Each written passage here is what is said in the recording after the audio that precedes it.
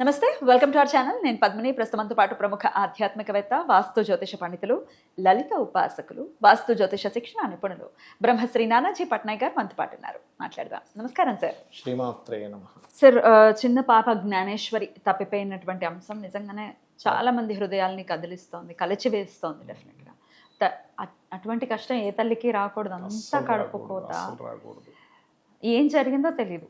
అవును, అసలు ఎందుకు జరుగుతుంది సార్ ఇట్లాంటిది? అండ్ ఆ పాప ఏంటి మరి ఎట్లాంటి పరిస్థితుల్లో ఉందో అని రకరకాల ఊహలు వస్తూ ఉన్నాయి. నాకే అవునండి, భయం వేస్తోంది. నాకు చాలా బాధ కలిగింది యాక్చువల్గా చూసి. నేను 3-4 డేస్ నుంచే నేను ఫాలోఅప్లో ఉన్నా. అంతకుముందు జరిగిన విషయం నాకు తెలియదు. 11 days అవుతున్నట్టు. 11 days 10 days అవుతుంది ఆల్మోస్ట్. 2-3 రోజుల నుంచి అయ్యో ఇదేంటి, ఇది ఒక సంఘటన జరుగుతుందా అని నాకు తెలియలే. చూస్తే ప్రశ్న వేసుకుంటే కూడా పాపం చాలా ఇబ్బందికరంగానే వచ్చింది. నాకు కూడా ఎలాగో మనసు ఎలాగో అనిపించింది. అయితే యాక్చువల్గా ఇలా ఎందుకు జరుగుతాయి, అసలు ఒక తల్లిదండ్రుల నుంచి ఒక చిన్నారి ఎందుకు దూరం అవుతుంది, లేదా అంటే వీళ్ళిద్దరి జాతకాల్లోనే అది కోయింట్గా ఉంటుందండి. ఎలా అంటే అమ్మాయి జాతకంలో తల్లిదండ్రి అంటే 4th house 9th house disconnect అయ్యే యోగాలు ఉంటాయి. అంటే 4th lord 9th lord తో దూరంగా ఉండే యోగం. లగ్నం వీటికి కనెక్ట్ అవ్వదు. లగ్నం అంటే జీవుడు కదా, 4th house అంటే తల్లి, అలాగే గృహము 9th house అంటే తండ్రి. ఒక్కొక్కసారి ఏమవుతుందంటే ఓన్లీ తండ్రితో డిస్కనెక్ట్ అయినప్పుడు తండ్రి ఒక దగ్గర జాబ్ చేయడం, తల్లి ప్లస్ ఈ అమ్మాయో అబ్బాయో వెళ్తూ ఉండడం జరుగుతుంది. ఒక్కోసారి ఇద్దరితో డిస్కనెక్ట్, ఇంటితో దూరంగా ఉండాలన్నప్పుడు కొన్ని సందర్భాల్లో ఈ అమ్మాయిని హాస్టల్స్లో వేస్తుంటారు. అందుకే ఏదైనా జాతకం చూసినప్పుడు మనం ఏం చెప్తామంటే, అమ్మ మీరు మీ అమ్మాయిని లేదా అబ్బాయిని హాస్టల్లో పెంచండి మంచిది. ఎందుకంటే ఆ యోగం అలా పోతుంది, ఆ రూపంలో క్లియర్ అవుతుంది. లేకపోతే ఏమవుతుందంటే ఇంట్లోనే ఉన్నప్పుడు కొన్నిసార్లు ఇట్లాగే మిస్అండర్స్టాండింగ్స్ రావడం, ఇద్దరి మధ్యని దూరంగా ఉండడం జరుగుతుంది. అదే తల్లిదండ్రుల జాతకాల్లో కూడా సంతానం దూరంగా ఉండే యోగాలు ఉంటాయి. అంటే పంచమాధిపతి ఈ రకంగా ఉంటుంది. దీన్ని చిన్నప్పుడు, ఇప్పుడు అమ్మాయి తప్పిపోయింది, బాలారిష్ట దోషాలు అంటారు.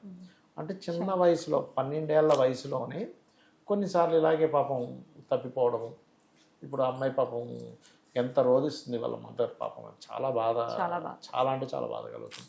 అయితే ఇక్కడ మెచ్చుకోవాల్సిన విషయం ఏంటంటారండి, పోలీసు యంత్రాంగం చాలా బాగా పనిచేస్తుంది. నిజంగా హ్యాట్సాప్ చెప్పాలి వాళ్ళకి. అంటే అంత గాలిస్తున్నారంటే మామూలు విషయం కాదు కదా, మామూలు విషయం, చిన్న విషయం కాదు. అంటే ఒక ప్రాణం, ఎవరిదైనా ప్రాణం ప్రాణమే అనే ఒక మానవతా దృక్పథంతో నేను యూట్యూబ్లో చూస్తుంటే బాబు ఏమిట్రా బాబు ఈ గాలింపులు ఏమిటి, అసలు నిజంగా హ్యాట్సాప్ చెప్పాలనిపించింది.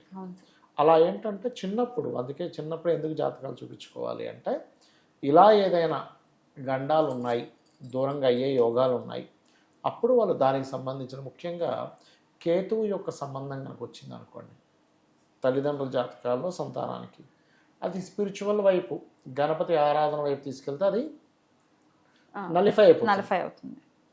పాపగ్రహ సంబంధాలు వచ్చాయి. అందుకే కొంతమంది పిల్లలకి కుక్కలుగా రావడం, ఇట్లాంటివన్నీ జరుగుతుంటుంది సార్. అప్పుడు కుజరాహు కాంబినేషన్లో, కుజరాహు కేతు కాంబినేషన్స్లో ఇట్లా వస్తాయి కొన్ని. అలా వచ్చినప్పుడు ఈ జంతువులతో దాడులు జరగడం జరుగుతూ ఉంటాయి. అందుకని చిన్నప్పుడు ఎందుకు 12 ఏళ్ల లోపల ఉండేటువంటి విషయాలని పాలారిష్టంగా తీసుకొని చూడమంటారంటే, చిన్నప్పుడు చూసుకొని వాటికి సంబంధించిన దానం ఇవ్వడం, లేకపోతే వాటికి ఇప్పుడు ఏ గ్రహం పాపగ్రహం వల్ల ఆ లగ్నం పాడైందో, పాప జాతకంలో కావచ్చు, అబ్బాయి కావచ్చు, అమ్మాయి కావచ్చు, వాళ్ళకి లాకెట్ వేస్తారు. అందుకే వేసినప్పుడు ఏమైపోతుందంటే అది కూడా ఎట్లాగా దానికి శక్తిని చేకూర్చేయాలి. ఊరికే ఏదో వేసేసామన్నట్టు కాకుండా దానికి ఒక శక్తి, ఆ శక్తి చేకూర్చినప్పుడు అది రక్షిస్తూ ఉంటుంది వాళ్ళ పిల్లల్ని. అంటే చిన్న ఇదండి. ఇప్పుడు ఆ పిల్ల బయటికి వెళ్తున్నప్పుడు వాళ్ళ మదర్కి ఒక స్పృహ అనిపించింది, ఏంటి ఎక్కడికి వెళ్తుంది అని లేదు అనిపించి ఉండుంటే వెంటనే లోపల తెచ్చేదిగా. నేనేది అది ఇచ్చేవాడు అంటే, నీ నిత్యం కనుక నువ్వు దేవతారాధన చేయడము, ఆ అమ్మాయికి సంబంధించిన విషయం ఏదైనా చేసినప్పుడు ఆ దేవత ఆ రూపంలో మనకు ఆ స్పృహనిస్తుంది. ఆ పిల్ల ఎక్కడున్నా క్షేమంగా ఉండాలి, తిరిగి రావాలని డెఫినెట్గా ఎవరైనా అదే కోరుకుంటారు. అయితే ఈ టాపిక్ తీసుకుని నేను అడగదలుచుకున్నది ఏమిటి అంటే, పిల్లలు ప్రతి ఇంట్లో కూడా పసిపిల్లలు ఉంటారు, ఎదిగే పిల్లలు ఉంటారు. ఈ పిల్లలకి రక్షణ కవచం లాగా మనం ఎటువంటి ఆరాధన చేస్తే వారికి ఎటువంటి ఆపదలు దరి చేరబోనంటే ఏం చెప్తారు సార్?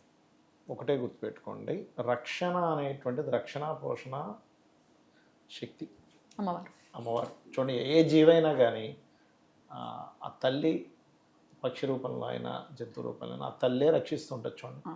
కోడిలా ఉంటుంది, అక్కడికి పులి వచ్చినా అసలు దానికి ఎదిరిస్తుంది, ఆ పిల్లల జోలికి వస్తాయి. అవును.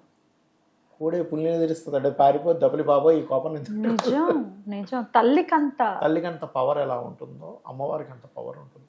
అమ్మవారిని కనుక నమ్ముకున్నట్లయితే ఖచ్చితంగా అది, నేను చాలా అనుభవాలు చూశాను కదా నా లైఫ్లో, ఖచ్చితంగా దాని ప్రభావం అనేటువంటిది ఉంటుందండి. రక్షించి తీరుతుంది. అందుకే ఇంటి నుంచి బయలుదేరే ముందు ఒకసారి నువ్వు అమ్మవారిని స్మరించుకొని బయటకు వెళ్ళు. అమ్మ నేను బయటికి వెళ్తున్నాను, నువ్వే రక్ష అని అనుకుంటే ఆ ఇది వేరే ఉంటుంది అన్నమాట. అలా చేయాలి, ఖచ్చితంగా అలా చేయాలి. నవగ్రహాల్లో ఏ దశలో ఏ అంతర్దశలు నడుస్తున్నాయి, లగ్నాన్ని ఏమైనా చిన్నపిల్లల జాతకాల్లో పాడు చేస్తుందా చూసుకోగలగాలి. అదేవిధంగా తల్లిదండ్రుల జాతకాల్లో పిల్లలు పుట్టిన తర్వాత పిల్లలకి ఇబ్బంది ఇచ్చేటువంటివి ఏమైనా మహాదశలు అంతర్దశలు నడుస్తుంది, దానికి మీరేమో 1000 లక్షలు పెట్టి పూజలు ఏం చేయించక్కర్లేదు, పర్లేదు. దానికి సింపుల్గా రోజు అమ్మవారి ఆరాధన, లేకపోతే ఏ గ్రహ సంబంధంగా వచ్చింది దానికి చిన్న పైసా దానం సరిపోతుంది. మీరు ఒకవేళ ఇవ్వలేరు, మీరున్న ప్రదేశాల్లో దానం తీసుకునేటువంటి ప్రదేశం కాదు, అక్కడ మీరు ఏదైనా గోవు పెడతారు, లేకపోతే మీరు అక్కడ ఏదైనా పక్షులకు వేస్తారు అదే పదార్థాన్ని, లేకపోతే ఏదైనా చేపలకు వేస్తారు, అలా కూడా చేయొచ్చు. మీకు ఒకవేళ వీలు పడకపోతే అలా కూడా చేయొచ్చు. అమ్మవారి నామాల్లో ఏదైనా నామం చెప్పండి సార్, పిల్లలు క్షేమంగా ఉండటం కోసం. శ్రీమాత్రే నమః అనే నామం కంటే గొప్పది ఇంకోటి లేదండి. ఓకే, లేదు. అయితే ఇక్కడ నేను మీకు అంటే లలితా సహస్రనామాలని గొప్పవే. నాకు చాలామంది ఏమండి నేను ఫలానా నామం మీరు చెప్తారు కానీ నాకు ఎందుకో కాన్సన్ట్రేషన్ కుదరట్లేదు అంటూ ఉంటారు. కాన్సన్ట్రేషన్ కుదరడానికి ఒక నామం ఉంది లలితా సహస్రనామాల్లో. అవునా? రత్న గ్రైవయ్య చింతాకలోల ముక్తాఫలాన్విత. దాని అర్థం నారుగా బయట బాహ్యార్థం తీసుకుంటే దాన్ని గ్రైవయ్యం అంటే మెడకి రత్నం ఉంది, చింతాకలోల ముక్తాఫలాన్విత అవన్నీ ఉన్నాయని మనం మామూలుగా బాహ్యార్థం. కానీ ఆ మంత్రాన్ని రత్నంలాగంటే ఆ గొంతులు అలా పెట్టుకొని చింతన చేస్తూ లోలులైన వాడికి ముక్తి కలుగుతుందని అర్థం. ఎంత అర్థం. రత్న గ్రైవయ్య చింతాకలోల ముక్తాఫలాన్విత. అట్లా ఆ నామాన్ని ఎవరైనా చాంటింగ్ చేసిన తర్వాత మీరు చాంటింగ్ చేయండి వేరే నామాన్ని. అసలు ఆ నామం యొక్క అదేదో రామదాస్ అంటాడు చూసారా, ఓ రామ నీ నామం ఎంతో రుచిరా అని. అలా నామం యొక్క రుచి తెలియాలి మీకు ఫస్ట్. శ్రీమాత్రే నమః అన్న, శ్రీమాత్రే నమః, శ్రీమాత్రే నమః, శ్రీమాత్రే, దాన్నే కాన్సన్ట్రేషన్గా చేయాలి. అప్పుడు ఆ దేవత అక్కడికి వస్తుంది, వచ్చి చూపిస్తుంది. అద్భుతంగా అలాగే జరగాలి ఖచ్చితంగా.